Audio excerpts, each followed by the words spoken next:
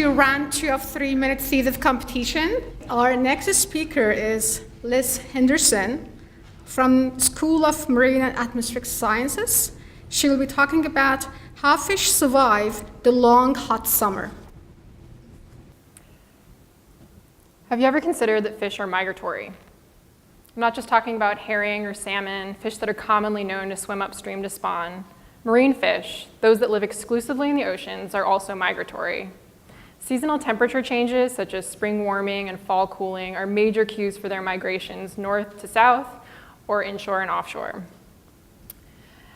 Fish move to follow their preferred temperatures. Some prefer warmer temperatures, some prefer cooler. When they migrate, they also pass through geopolitical boundaries. The fisheries are also managed via state and country. Why is this important?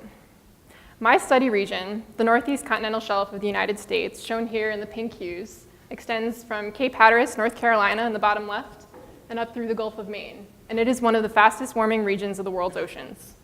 It is also host to numerous valuable commercial and recreational fisheries.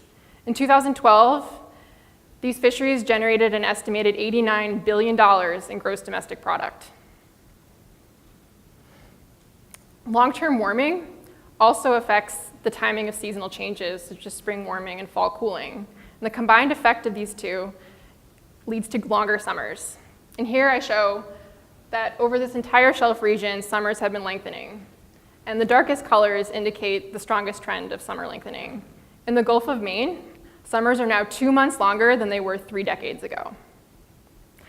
Besides more beach time, longer summers can strongly impact what fish species we see, when we see them, and how many. In our study, we found that with longer summers, there were fewer cold water species in this region and more warm water species, and for longer periods of time. I'll give you an example of why this is important. In 2012, summer came 3 weeks earlier than it normally would. And lobster, we all like lobster, or some people, lobster migrate inshore when summer temperatures warm, so when summer comes. So lobster came in about 3 weeks earlier, and the fishery had record landings that year. In fact, they were so dramatic that it caused an economic crisis. The market was flooded, prices crashed, and unsold lobster was left rotting on docks. Many fishermen went out of business that year. Changing migrations are not necessarily a bad thing, but it's important that we plan and account for them.